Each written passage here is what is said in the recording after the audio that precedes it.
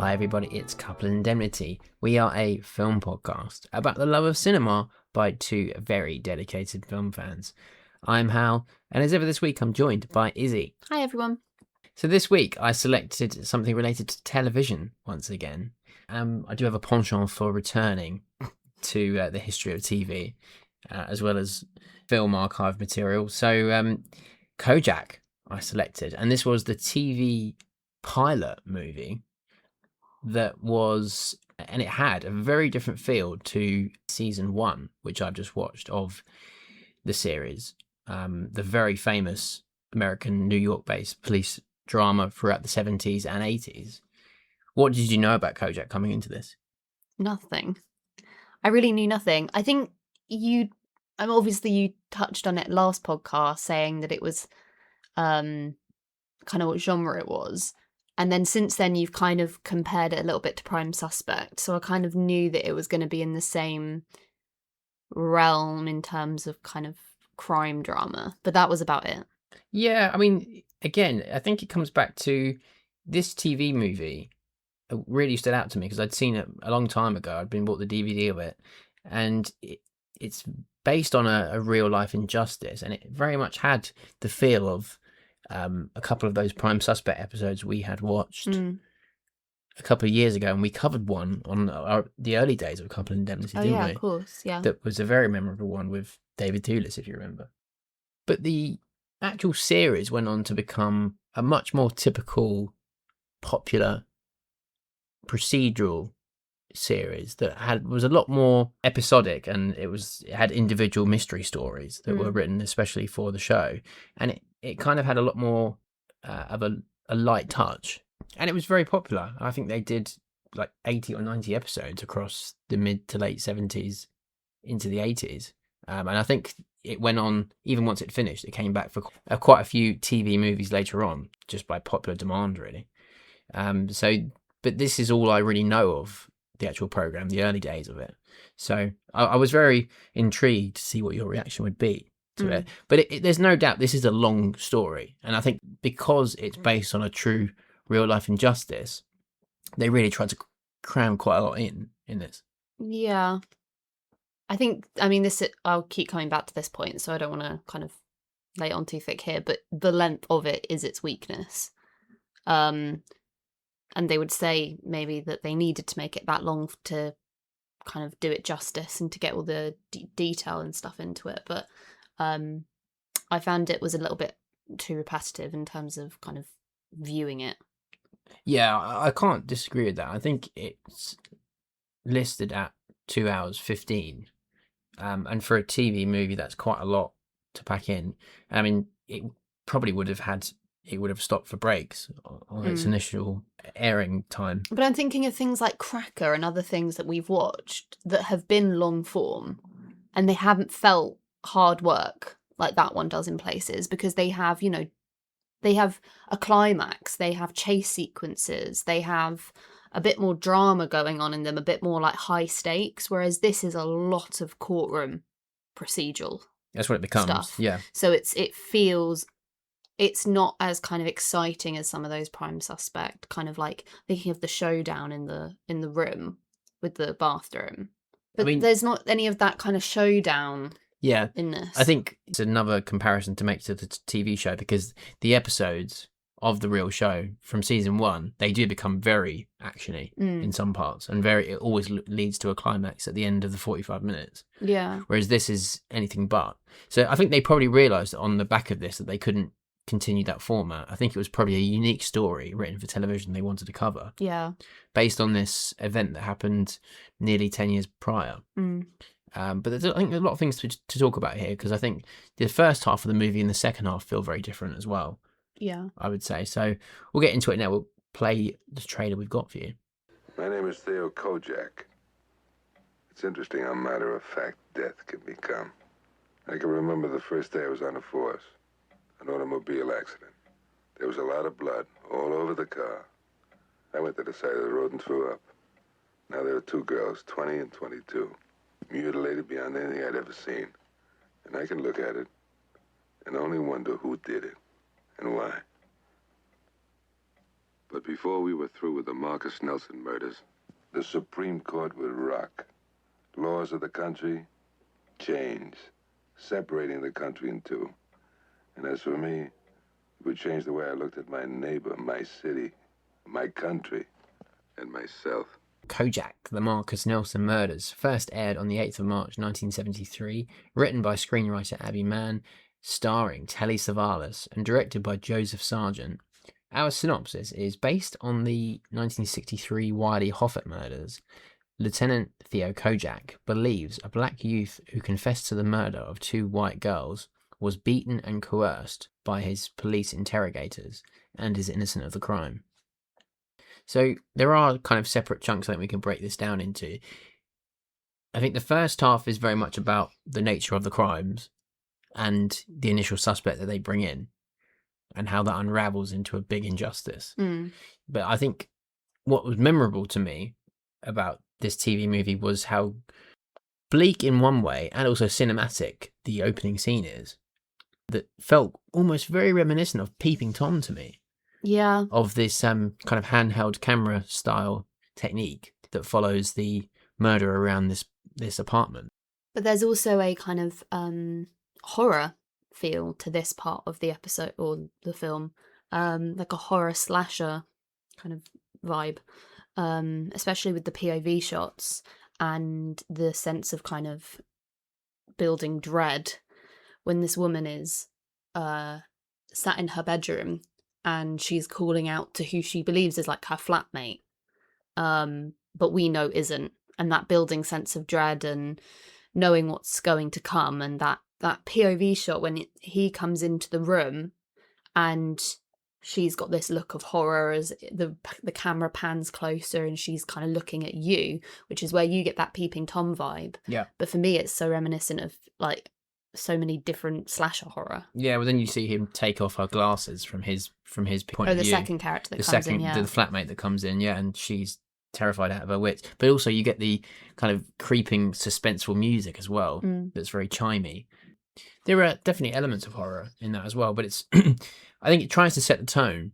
But what we get, as you say, is something a bit different, because it unravels into it's the introduction of Kojak as a character. So we get a bit of a slice of life with his. I think where it's implied that he's a divorced man who lives by himself in New York, but he's a very experienced police lieutenant, played by Telly Savalas. So this is his major introduction to the audience. So they wanted to introduce a bit of that, but that's not really tied in too much of the story that we're seeing. A lot of it is, in the first half of this movie, it's the day-to-day running of the police office who are undertaking this investigation. And you see them as they go about the start of this investigation. I think they're trying to call and make contact with as many contacts from the girl's phone book. And it's on a routine like police beat that one officer brings in this local young poor black boy. But that's tied up with a different crime that they're investigating, because this all gets caught up with another crime, which is a attempted rape of a kind of a middle-aged, is she Spanish? Hispanic woman. And the next day, or they increase kind of police presence around that area, and a young boy is approached by the police, and he says, "Oh, did you catch that man?" And they are, "How do you know about that case?" And he said, "Because he ran past me." And he then, because it's a sad tale really of this kind of naivety, and his kind of, he's very young and very naive and a bit ignorant and a bit blind to what's happening before it's too late. So he's a classic case of someone who puts himself too close to the case and then becomes a suspect. Yeah.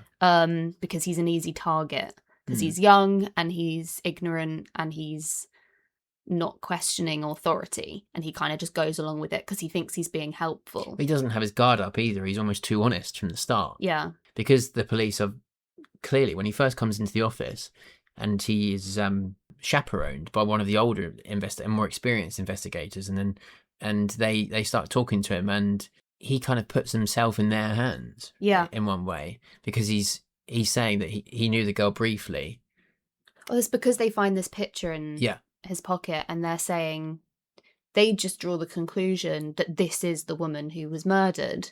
So they have just made this dramatic leap between the two crimes that are being investigated, and then they call him a suspect for both of them because it fits their narrative. And as police, it plays into the narrative, that they can be the heroes because they've solved not one but two big crimes. Because unknowingly, he's lined himself up with the kind of direction from the older investigator to be as part of a single police lineup with the Hispanic woman who's been brought in to identify it. So she's looking through the keyhole. Yeah, they've like drilled a hole or something. I've never seen it done like this before. Asking him to speak aloud the threats that were uttered. That's I found that such an uncomfortable viewing, and I think it's a very early sign that these policemen are very corrupt. Yeah. Because they're making him almost like admit to his guilt by making him say those words. And it's quite uncomfortable viewing, actually. It's hard to gauge if they genuinely disbelieve him because they're ignorant and there's the huge undertones of racism in there, or if they're just deliberately trying to frame him from the start. That's what's hard to gauge, I think, in terms of the own investigator's psychology in those scenes. I think it's that they are suspicious of somebody who is so keen to help. But they latch onto that, don't they? They take real advantage of his naivety and his eagerness to be helpful. And it's almost like the pieces fall into place far too easily for them. And they think, they can't let this guy slip through their fingers because everything is kind of playing into their hands too easily. Like, oh, he's got this dodgy picture. Oh, he was infatuated with a woman in high school, which sounds like it was the woman who was murdered. This is just far too easy. So we'll just pin all of the blame on him because he's such an easy target. Yeah, because within 15 minutes of these interrogations, which we've only seen part of throughout the night, before they know it, they've called in like the real big heads of the police department to oversee the confession. Yeah. And before they know it, he's produced a 61-page full confession outlining all the details to the brutal murders. Yeah, obviously there's a big chunk that's skipped at this point that we don't see happen before that confession. Yeah, but then we get the kind of through manipulative flashback. A little bit later. Yeah. It's not immediately. And it becomes this is a flashback from Lewis's testimony as to what happened overnight in the police office, and also what the police are saying. But I think the early sign, before they do those flashbacks, the early sign that there's something strange is that Lewis starts off like sobbing, like he's just got tears streaming down his face, and then you cut to a few hours later when he's doing the confession and he's like, there's nothing there, and he's almost like given up. Yeah, so that kind of lack of emotion at that point, you're almost positioned against him as well, because you think this is a full confession. You wouldn't know what. So you as a viewer are assuming his guilt as well. And he's also outlining small details, like about calling the mother on the phone that we know didn't happen. Yeah. So we automatically know that there's a lot of things that don't add up with this confession straight away. And Kojak, he latches onto that very quickly when he's made aware of the suspect that they have found. And he first notices the picture. He says, has this actually been kind of fully verified with a source to be the Marcus Nelson girls? Yeah. And then very quickly he uncovers that no, it's not been verified, because that's a lead that goes on quite a long time in this investigation through the full length of the movie. It takes them to like New Jersey, because they realise that the picture is very old. It's taken outdoors and they can't work out where it was taken, and they're trying desperately to find out people who knew these girls, because Kojak's pretty certain it's not either of the two girls who were murdered. Yeah. So I find that an interesting part of the mystery element, because the mystery kind of gets lost throughout the duration of the story unraveling, because it becomes a complete absorbing injustice story. Yeah, it becomes a little bit hard to follow in places, and there are still gaps, I think, of things that I haven't quite understood. I think that was one of them, because I couldn't really understand why we were following this lead for so long that doesn't really go anywhere. So that was a strange part of the narrative I found. The other bit is that Lewis is completely unaware of, he goes, what are the charges? Because he doesn't even know that these girls are dead because they made this like fake phone call to them in the middle of the... And I think that's another thing that gets the alarm bells ringing for Kojak, is that he's so naive, it's almost untrue. Because after the full confession, and he still hasn't got any idea as to what he's supposedly confessed to. When he's in the court and they go, oh, you're being like something for murder. And he mouths away, he's like, murder? Like, he can't believe it. And there's another, I think it was one of the false flashback scenes where the police are saying that they were very cooperative to him. And Lewis is saying, the officer played by Ned Beatty says that he'll go and call the girls. Yeah, so that real kind of like really manipulative and really... They're just plain lying to him. Yeah, that kind of psychological manipulation. And I think that what we get halfway through the film is the unravelling of the first trial that, as you say, it does become quite repetitive towards the end because there are a lot of retrials as the full legal case unravels. But the first trial, I think, is very interesting because you get the real outright loyalty of the legal system to the police force and how much credit they want to pay to all these individual investigators. Yeah, like officers, how many decorations of heroism, bravery do you have? And it's like 19. They're using that almost to imply that Lewis is lying. And that's completely not being objective at all in the eyes of the law. No. Because they're just using what they prior know about their experience as officers. So like a police officer that's got 19 accreditations could never have done something like this. Exactly, yeah. So they're already planting those seeds of doubt in the jury's mind, with in the eyes of Lewis, because it becomes a really sad story in Lewis's eyes, because you eventually get the introduction of the mother, and you realise that this is just a really well brought up kid who's unfortunately naive, but they're very poor. Yeah. And he's just a real victim of the kind of inverted racism and the corrupt system. And I think the next part of the story kind of unravels when we see this separate incident happen in Spanish Harlem, I think it is, where you get a Puerto Rican who's a drug dealer who's stabbed and I think killed by this black guy who is brought in by the police. And immediately in the investigation, in the interrogation here, this is a far more confident criminal. And he already says, he's almost got it planned what he's going to say. He says that he's got information on the Marcus Nelson murders, which at this point had happened months and months before. And that it'll be something that the police will want to know about. Yeah. But he wants immunity. Yeah. He doesn't for the murder, but also to allow him to continue drug dealing, etc. And I think this kind of uncovers up more layers of corruption within the police that will allow not just one-time murderer. It is revealed this is like his 5th murder, but because he has information, they just keep letting him go. Yeah, and how like the system feels like it's, or the police system acts like it's such a normalized thing. Yeah. For this kind of immunity and protection of a known criminal and drug dealer.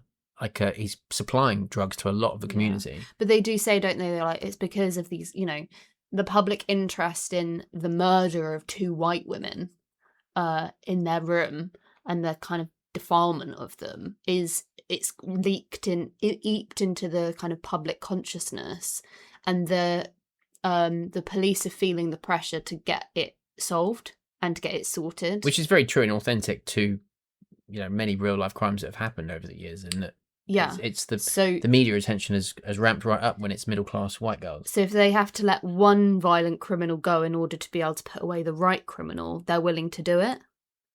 So this links then to this what we are introduced as a cat burglar who Kojak knows, and he's almost baffled when he hears the name as a suggested suspect to be the true murderer, and he's almost rubbishing the claim that it's this guy Teddy. What did you make of this character when he's introduced?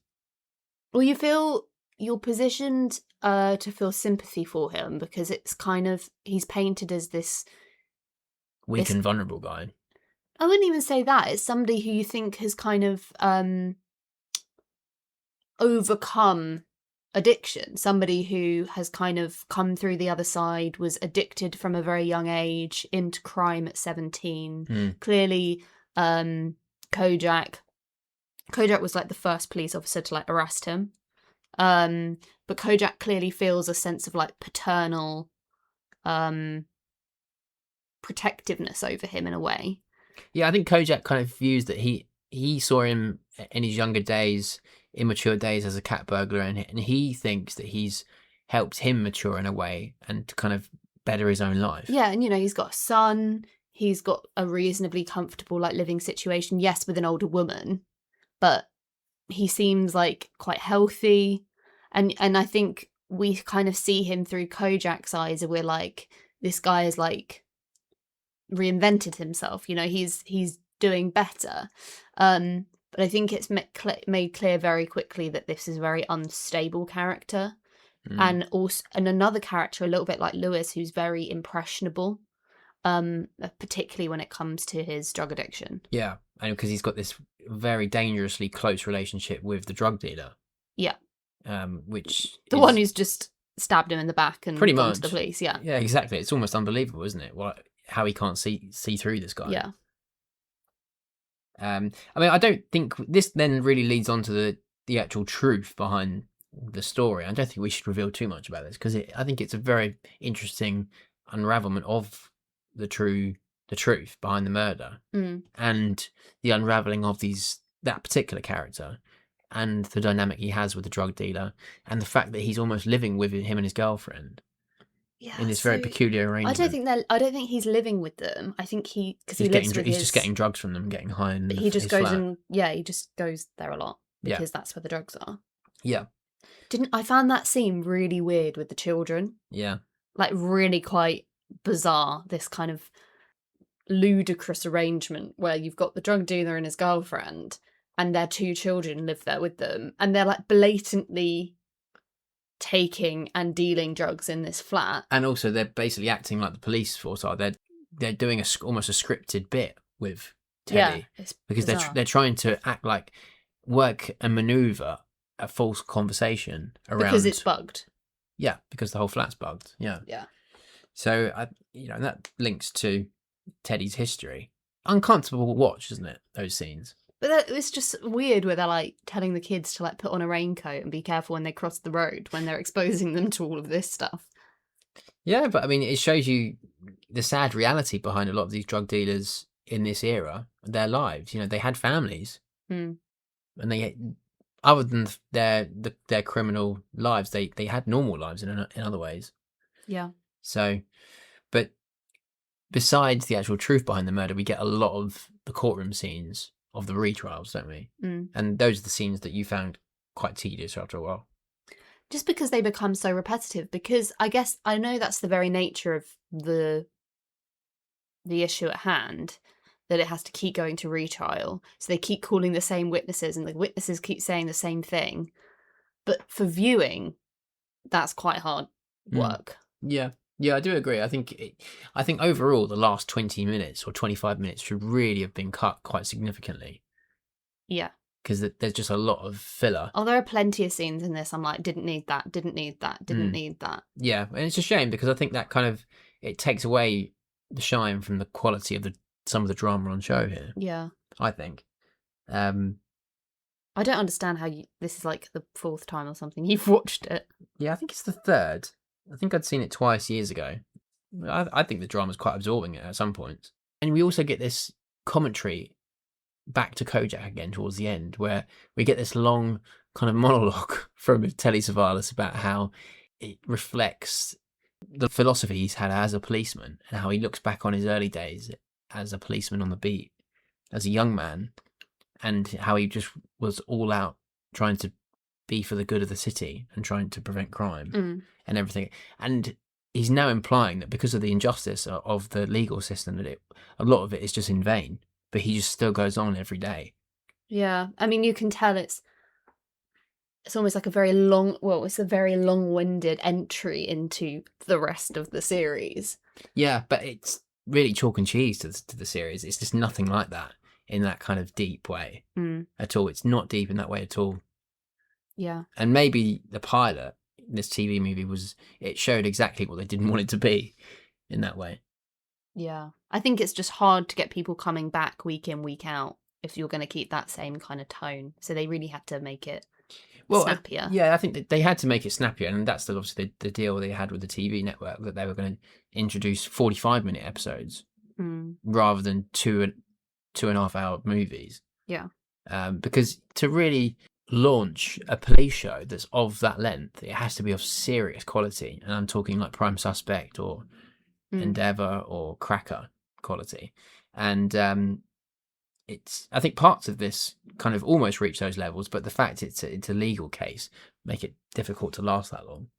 So, but let's talk about some of the trivia behind it. So it's based on the case of the Wiley Hoffert murders, which happened on the 28th of August, 1963, the actual date that Martin Luther King delivered his I Have a Dream speech. As it's mentioned in the movie, in the early scene, or the first scene, the murder scene where she's got it on the TV. Yeah, it's kind of an ironic use of that speech, isn't it? Where you've got like the I Have a Dream speech playing over the top of these like brutal murders. I know.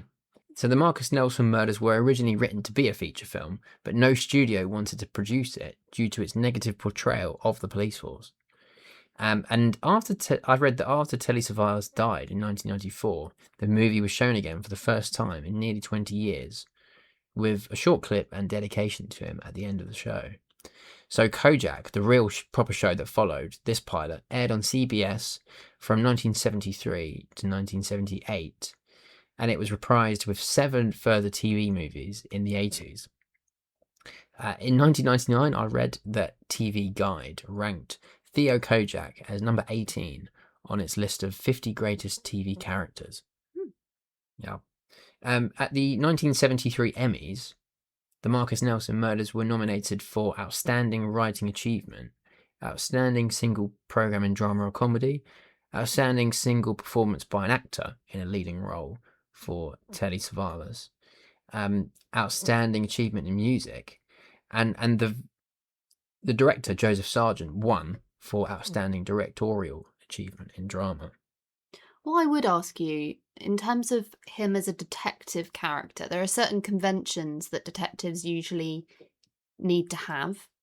They need to be kind of smarter than everybody else, kind of a little bit of a lone wolf, and that they run separate to the rest of the police force. And they usually have a sidekick, which is not something that's introduced in this. Is that something that is introduced in the TV series? I don't think as a sidekick. I think his boss ends up being very close with him, and they have a kind of a very normal sort of boss-employee relationship. But he's a bit of a lone ranger. He is an ally to him, his boss. But I think you get a lot of regular people under Kojak as well. Yeah. In the series itself, who show him a lot of respect. Does he have any weaknesses? Any flaws? Lollipops. Lollipops? Yeah, Kojak became known for a phrase, "Who loves you, baby?" And he has a weakness for lollipops. That became his image, is a lollipop in his mouth. Well, that's not introduced in this. No, it's not. Like way too serious. And having watched series 1, it only comes through about halfway through series 1. That's so they really took about 10 episodes to really kind of define that formula with Kojak. This guy needs a weakness. I know what. Sweets. All our older listeners who are familiar with Kojak will know him for Who Loves You, Baby and the lollipop. That's wild. I know. That's really interesting. I love how you get some detectives who have like really... There's that one, I can't remember what it's called. There was another American TV show where his like... Oh, what was it? Well, you got Columbo as well with his real traits, and he became quite It might eccentric. have been him. Yeah, and you get someone like real flaw. Like they always have a weakness for the women, or they always fall in love with the women. Or Cracker. I mean, he's a psychologist, isn't he? Who's got a real weakness for women. He's an alcoholic as well. He's everything, isn't he? He's a gambler. He's an alcoholic. What's Sherlock's weakness? Morphine, Women, and drugs. Drugs. Yeah, not women. Well, no, because Well, only it's with Irene Adler. Adler. That's one. Yeah, but it's not like he's a womanizer, is it? No, but he is a bit of a sucker for a damsel in distress. I think Holmes' What real about one Poirot? What's his weakness? is chocolate. Why is it always confectionery? Because he's a fat little Belgian. You can't put that in the podcast. It's true. It's true. We'll do Poirot episodes for the show, and there's often, especially in the early lighter ones, where he references chocolate. It's so true. I am Poirot, and Poirot is me. Oh, Who is the other one? Endeavour Oh, yeah. is opera music, isn't it? And Falling in Love. He I would always say- falls in love with Okay, women. that's who I was really thinking when I was thinking of falling in love. Morse, Inspector women. Morse, Endeavour Morse, in John Thor's original one, he falls in love. I wouldn't say opera music is his weakness, that's his interest. That's his passion, but the older John Thor performance in Morse, he falls in love with a lot of like middle-aged women. They all unfortunate things happen to them. They either get murdered or they become the villain. One of the two. Yeah. So I was just wondering, because for me, this is interesting as an intro to a whole series about a detective that is only in about half of it. Yeah, he's not in as much as I thought. In remembered. many, he's probably in about half of the scenes. No, but I think he's in all the best scenes, isn't he? Yeah, that I would agree with. But for somebody to be like the eponymous like title character, And it's also interesting because a lot of the listings online, it's just called the Marcus Nelson murders. yeah, Kojak isn't even attached. It's not to even it. listed. Well, Kojak is the lead character, but it's not actually titled as Kojak. Yeah. So it's interesting. Another major difference between the series. And have you watched? I know you're doing this series. You've just done series 1. Have you watched any of the other extended film? No, because they were much later, as I said, in the 80s. Yeah. So hopefully I'll get to them. And who knows? Maybe they're good quality enough to show to talk about on the pod. But another thing about this episode is it's a great cast, and there's a lot of big actors here who weren't in the main series. Yeah. So I think we should definitely talk about them. So we've got to start with Telly Savalas. What did you think of the performance in this itself? Well, as you say, he's in about half of the scenes, but he's in all of the best ones. Maybe other than the first opening scene. No, I mean it's a nice entry to a character. As I said, I think there are questions. I'm like, well, where are his kind of weak spots? And I don't know. I found the introduction of like the female character a bit weak. Yeah. And a bit pointless. We'll talk about her in a minute because I do have a couple of things to say about that. But no, in terms of performance, it's very good. Yeah, I think that it shows his determination and his passion for honesty and for the law to be a force of good. Mm. But Telly Savalas is so charismatic as Kojak, and I think it's definitely one of the things that endeared him to audiences by the time that the series became a regular popular show. He's so well dressed as well. That's another thing about him. Oh, he goes, what was that thing that he said at the beginning? He said he wanted two things to be in life. richer than his brother or something like that, and to not have to wear his brother's hand-me-down clothes. Yep. And he says, well, I'm not rich, but I do dress well. Exactly. Yeah, he takes a lot of pride in his dress, and I can always get behind a detective who is that, for sure. But yeah, Telly Savalas, an American actor, born to Greek parents, and he certainly has that heritage. And they do talk about that in a lot of the episodes as well in season 1, about his Greek background, which is interesting. Broke out as an actor in the early 60s, so about 10 years before this, on a lot of American television, which he really kept up with until his death in the 90s. But in terms of movies, he appeared in some big films, usually in supporting roles. In the 60s, like Birdman of Alcatraz with Burt Lancaster. He has a small part in the original Cape Fear with Robert Mitchum. He's in Genghis Khan, The Dirty Dozen. And of course, the one thing we have seen him in before the podcast was he is one of the memorable Blofeld actors in arguably one of the best all-time Bond movies. That's On Her Majesty's Secret Service. So when we get to that, we'll definitely talk about him again on the pod. You love chickens. I also saw he played the captain in the sequel to the Poseidon Adventure, which is called Beyond the Poseidon Adventure. Very creative title, in 1979. I also read, this is complete news to me, that he was the godfather to Jennifer Aniston. Because her father, the actor John Aniston was of Greek heritage, and him and Telly Savalas were best friends. Yeah, that's a great fact. The next on the list is Major Gortner as Teddy. What did you think of this performance? His name's Major. What a Major name. Gortner. Well, I've found out some fascinating stuff about this guy, but let's start off with what you thought about his performance first. I mean, that scene in the apartment where he's like been drugged, was quite impressive, and you know he's has to show different lots of different emotions as a character, kind of this quite solid seeming character at first, but then the kind of unraveling over quite a short period of time. Yeah, the deterioration of his mental state and his emotional well-being, as well as his physical state.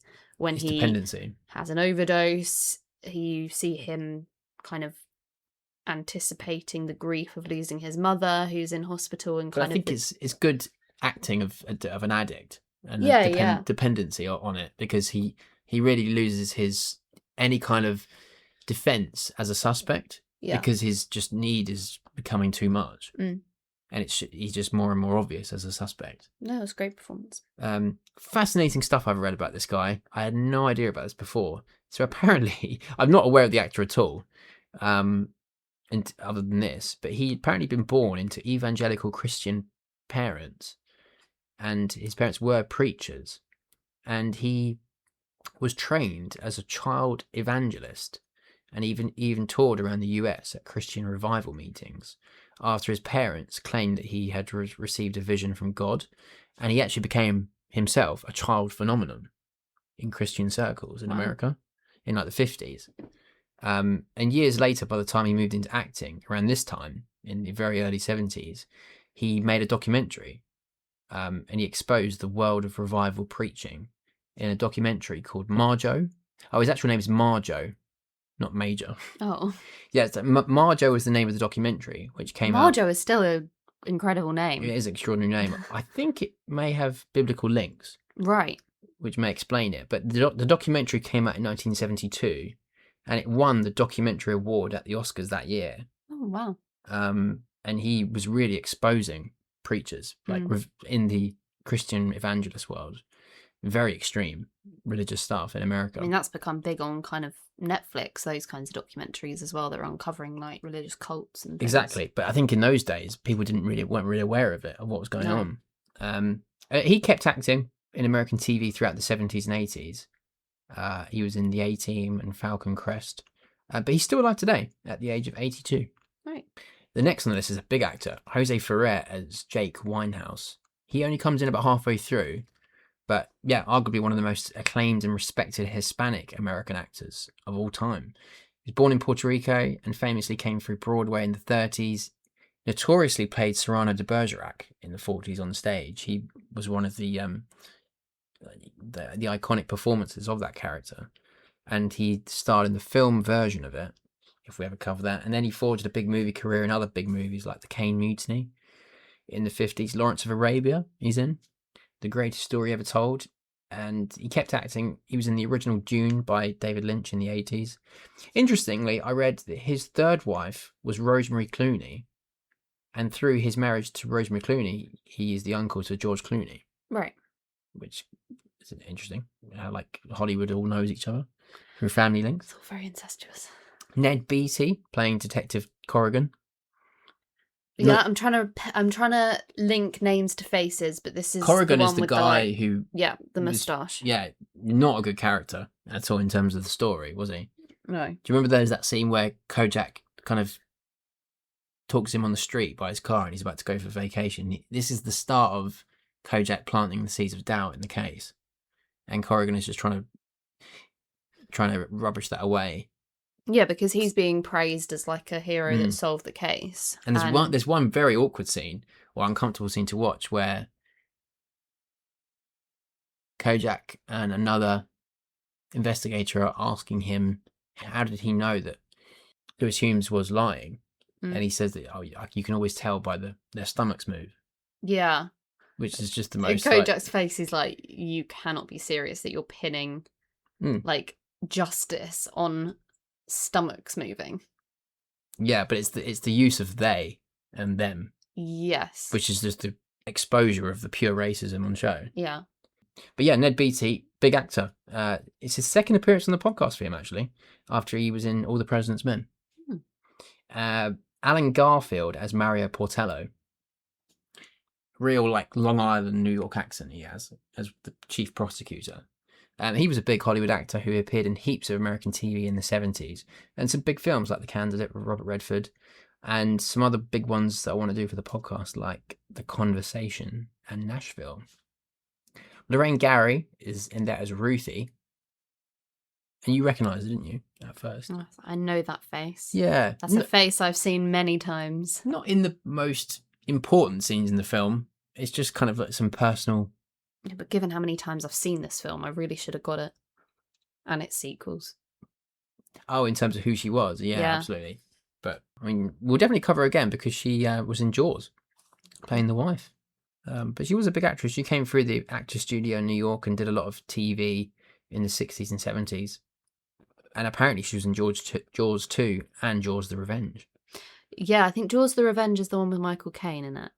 I think so, think. yeah. And they're really slammed, aren't they, universally? Well, I still think they're entertaining and worth seeing.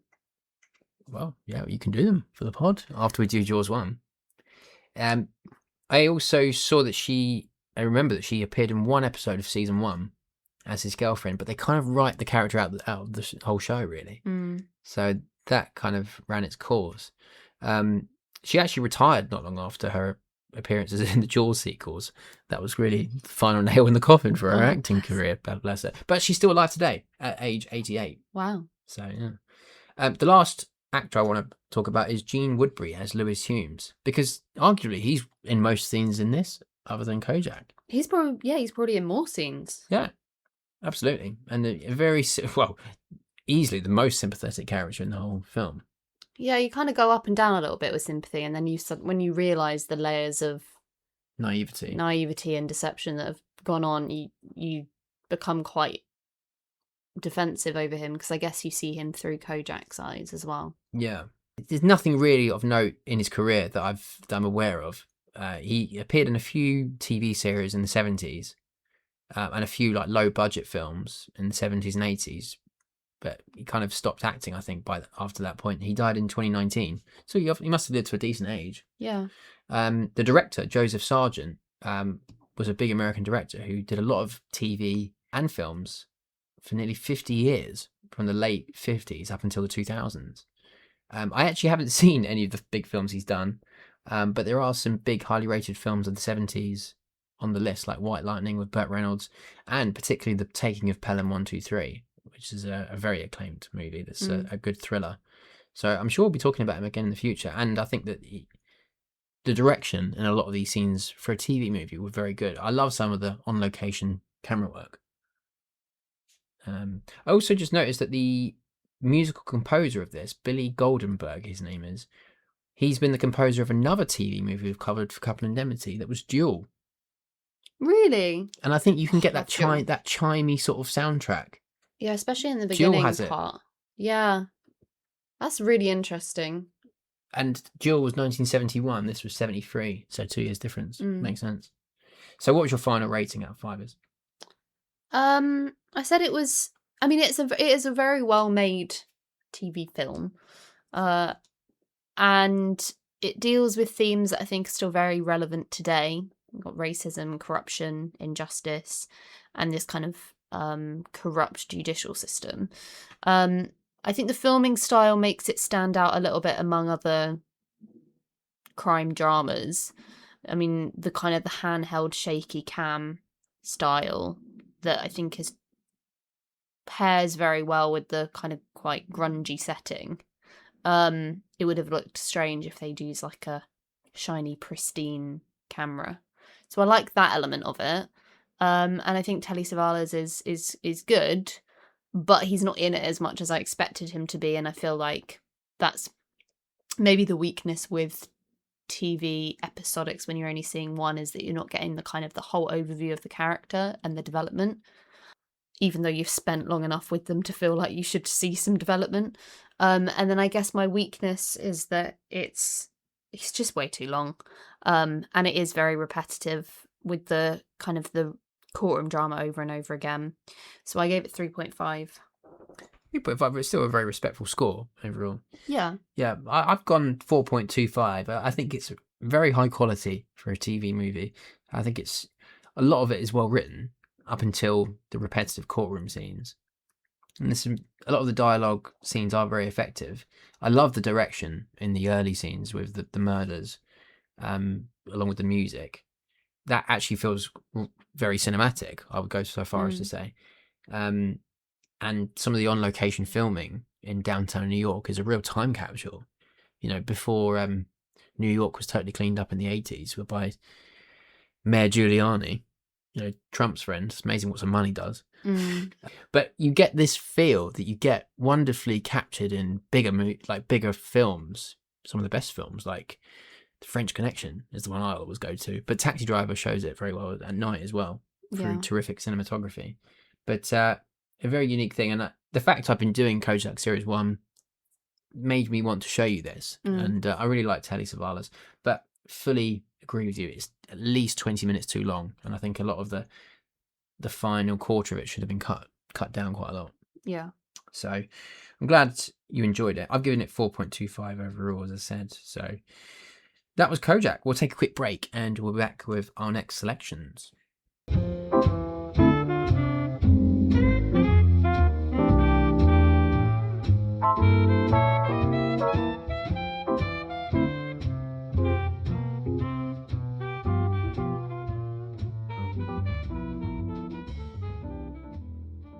Writers. So for our next episode, we're actually taking a little vacation for a week or two, and then we'll be back with what would be your selection. And you, I understand, have selected or plan to select a big new blockbuster epic that is out in the cinemas at the moment that everyone seems to be talking about. Yeah, one that I've already seen and you have not. Yeah. So I came back from seeing The Odyssey and knew you had to see it and experience it in the cinema whilst it's there. But I didn't want to go too quickly, having seen it for the first time myself. So when we get back from our holiday, at one point, one of our next films will be The Odyssey. If we don't get to see it if we don't get to see it immediately, then we'll do your selection first. But we will be seeing The Odyssey at some point in the near future. So if not, we'll do my next film, and then we'll follow it up with two of your next films to make up for two of mine. So that'll be interesting. Yeah, that'll be our first Christopher Nolan film. Yes. Couple Indemnity, and a lot of the cast we'll be covering for the first time. So it's a massive modern day cast, isn't it? It's huge. You know, so I think we'll be talking a lot about modern cinema and the sound effects. And I'm sure you'll be talking a lot about Greek mythology as well. Oh, I can't wait. Certainly your passion project and not mine, but I'm very interested to see how it kind of ranks with some other Nolan epics. There's no doubt about it. Whether you're a fan of his films or not, you have to pay him respect and say that he's one of the most important directors out there at the moment, arguably an auteur director. So for my next selection, I didn't actually have one lined up. My next ones were moving into kind of Spooktober period. So I kind of had a little gap as to what I was next going to select. So I've actually chosen a film I haven't seen before.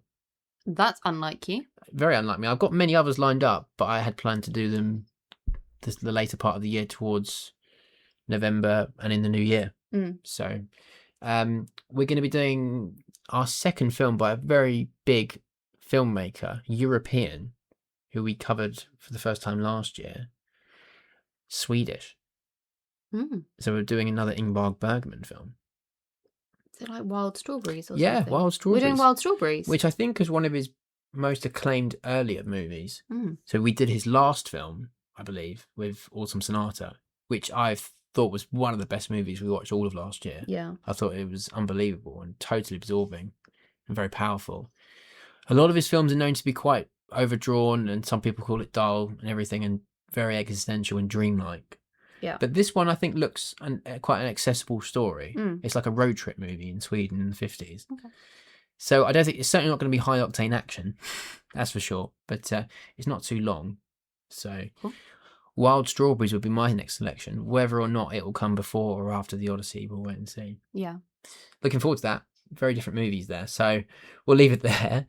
So you can find us on all good podcast platforms, including Apple and Spotify, of course. And you can email us with any recommendations at coupleindemnity@gmail.com or any feedback. And we're on all the socials like X, Blue Sky, and YouTube.